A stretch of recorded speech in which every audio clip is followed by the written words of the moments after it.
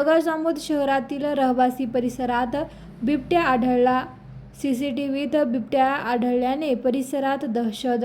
बुलढाणा जिल्ह्याच्या जळगाव जामोद शहरातील सिद्धिविनायक नगर परिसरात रात्रीच्या सुमारास सीसीटीव्हीत बिबट्याचा वावर आढळल्याने या परिसरात एकच खळबळ उडाली आहे।